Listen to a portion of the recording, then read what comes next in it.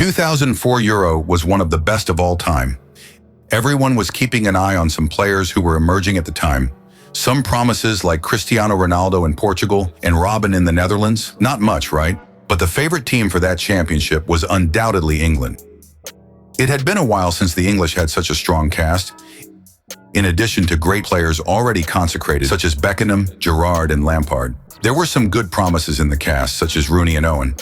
And speaking of Beckham, he was England's big name in that Euro, but not for a good reason. The midfielder was the national team's big name, and the responsibility was on him. When England went to a penalty shootout against Portugal in the quarterfinals, the first hitter was David Beckham. After all, the best hitter takes the penalty first, right, Tight? If Beckham converted the call, he would put all the pressure on Portugal. But that's not what happened. Beckham went for the ball, and not only missed the penalty, but also kicked it in the moon. And speaking of the crowd, the Englishmen who were in the stadium had already started to catch Real Madrid's foot there after England was eliminated. That's when the crowd and the sports press really fell for Beckham, who was already being criticized for having left his country to go play for Real Madrid in Spain. Yeah, that ball almost ended the Englishman's career, but our round friend still had many adventures. After the call-up, in fact, the ball didn't end up going to the moon, but to the crowd. If you've never been to a stadium or just haven't noticed it, know that the balls that will stop at the fans must be returned. This is even one of Gandola's roles, but this game was so exciting that no one remembered to pick up the ball. I don't know if you know David Beckham, but the guy was simply one of the best foul and penalty hitters in the world. The guy had a golden foot. So, missing that penalty was an unbelievable thing. I think in the middle of the mess, even the Gandulas kept an eye on the midfielder's reaction and forgot to get the ball back. Anyway, it ended up in the hands of a 25-year-old Spanish fan named Pablo Corral. The guy grabbed the ball and didn't let go. He found a way to get out of the stadium with the ball hidden and got one of the coolest football memories. But the guy wasn't stupid.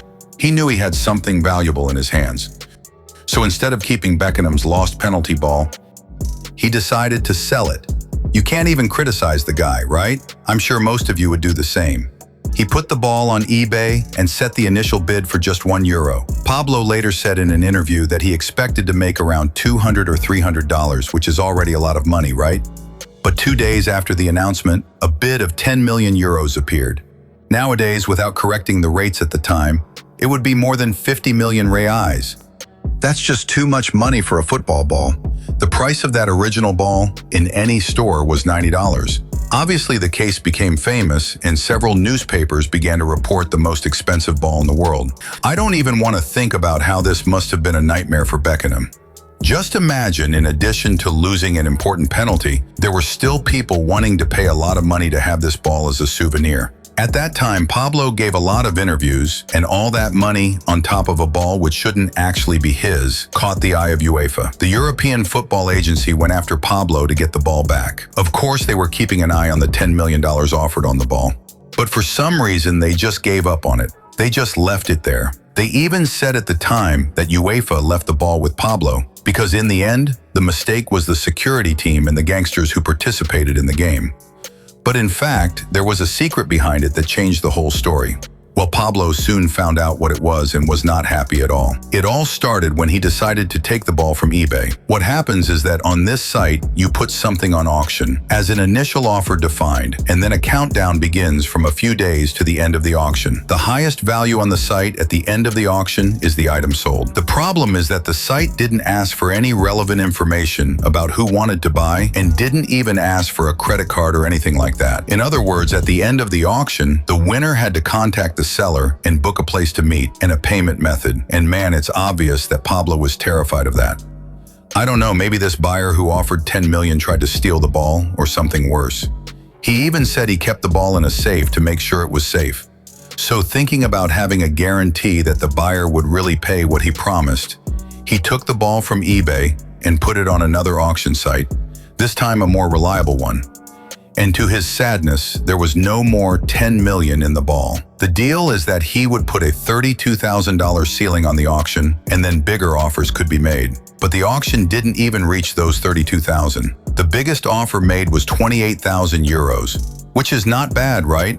Just imagine earning about 150,000 rays for a ball which costs about 200 rays. Too good, right? But Pablo was very disappointed. Maybe not as much as Beckham, who saw his penalty lost become more famous than he should. Despite the smaller value, this ball was still the record holder as the most expensive in history. And unfortunately, I have no idea who spent that money to have it on the shelf at home. It is the most expensive in football because the most expensive of all sports was sold for up to more than 10 million rays. In 1999, a baseball ball, which was Mark McGwire's 70 home run, was sold for 16 million rays. This in baseball is quite common because unlike football, when players get a home run, which is when they hit the ball back to the crowd, it should not be returned. This is even the most important play of this sport. It's like a football goal. So you can imagine that some epic plays made the balls very expensive. Well, going back to football in 2010, another ball came up and can break Beckham's penalty ball record. We are talking about a ball used in the First World War, and it also had to do with England. Wilfred Neville was the commander of a regiment in Manchester, and to ease the tension between soldiers, he allowed them to play football with this ball. During the war, Wilfred died, and after the war, the ball ended up going to a farm and was found next to a lot of things from the First World War. In 1998, Manchester United made an attempt to buy the ball for $100,000, but they failed. They have also offered to keep the rare piece in some exhibition at the club. And remembering that this was in '98, I can't say if the ball ended up being sold after that, but for sure, this value must have increased a lot nowadays. But tell me, what would you do if you had a rare ball like that? Would you keep it or sell it?